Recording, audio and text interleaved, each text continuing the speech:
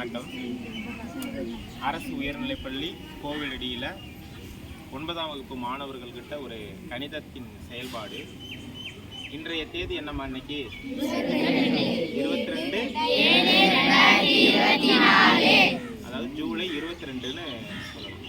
இந்த ஜூலை 22ல் இருக்கக்கூடிய அந்த 22/7 தேதி மாதம் அது ரெண்டையும் பார்க்கும் பொழுது உங்களுக்கு எந்த மதிப்பு ஞாபகத்துக்கு வருது? பையோட மதிப்பு ஞாபகத்துக்கு வருது. ஏன்னா பை அப்படிங்கக்கூடிய அந்த எழுத்துக்கு நாம எப்படி தோராயமான மதிப்பு கொடுப்போம்னா 22/7ங்கிற அந்த பின்னத்தை நாம என்ன பண்ணுவோம்? மதிப்பா கொடுப்போம்.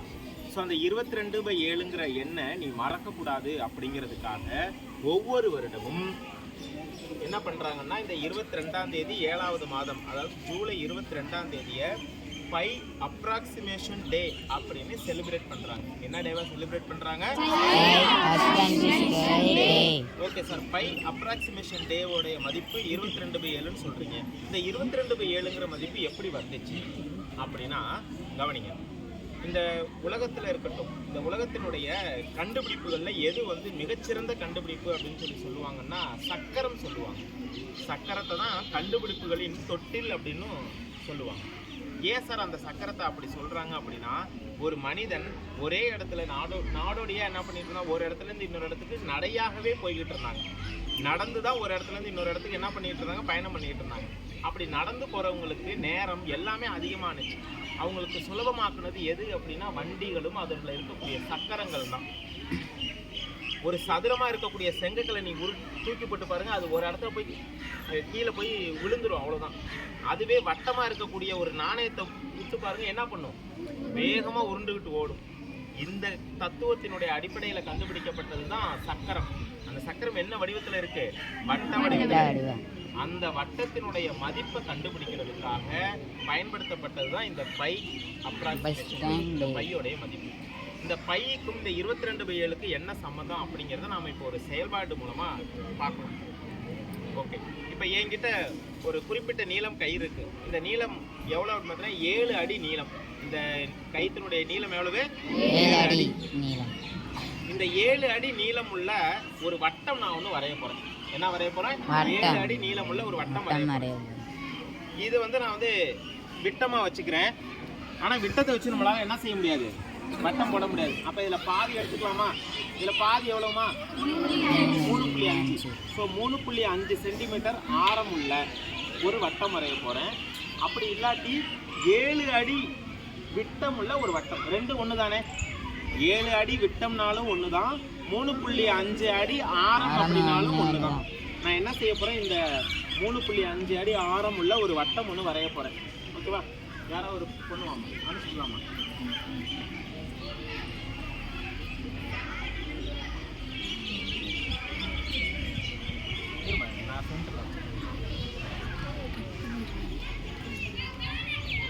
வட்டம் போடும்.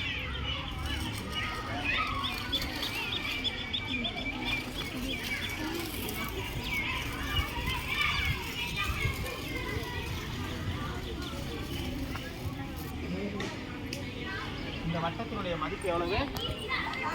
ஆரம் எவ்வளவு? இந்த வட்டத்தினுடைய ஆரம் 3.5. விட்டமா சொல்லணும்னா 7 அடி. இது 7 அடி விட்டம் இருக்கான்னு பார்ப்போமா?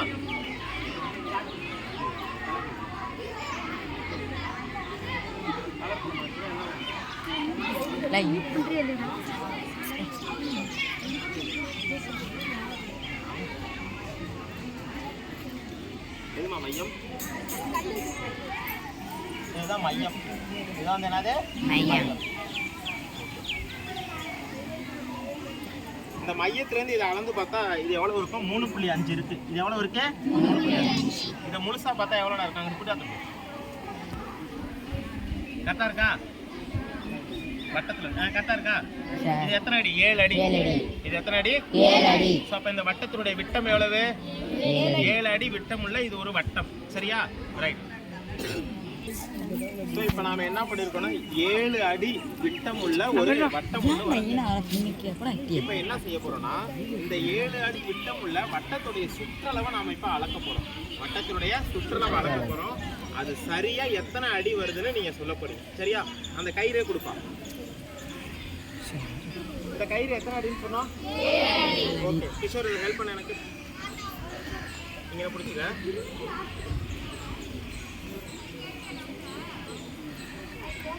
அப்படியே அங்கே வாங்க.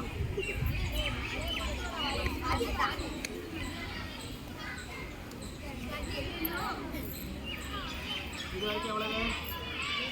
7. இது வரைக்கும் எவ்வளவு? அடுத்து பாப்பா.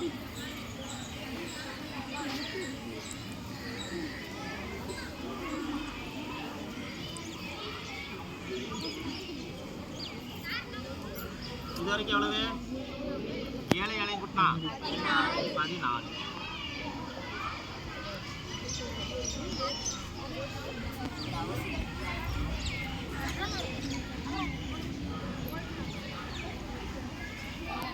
இது எவ்வளவு? இது ஒரு 7. அப்போ மொத்தம் எத்தனை 7 வந்திருக்கு? 3 7. 3 7 எவ்வளவு? 21. நீங்க எதில் ஆரம்பிச்சா?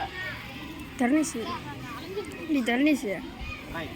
ஸோ 3 7 எவ்வளவு? 21. இப்போ மீதி வரைக்கும் எத்தனை அடி இருக்கு? ஒரு அடி. இது எத்தனை அடி? ஸோ மொத்தம் எத்தனைமா வருது? 22 அடி. அப்போ ஆதிஷ் விட்டமுள்ள ஒரு ஆதிஷ் வட்டத்துடைய சுற்றளவு எப்பொழுதுமே எத்தனை அடி தீபன் இருக்கும்? 22 அடியாகத்தான் இருக்கும். இதுதான் வட்டத்தினுடைய சுற்றளவுக்கும் அதன் விட்டத்துக்கும் இடையே உள்ள தொடர்பு.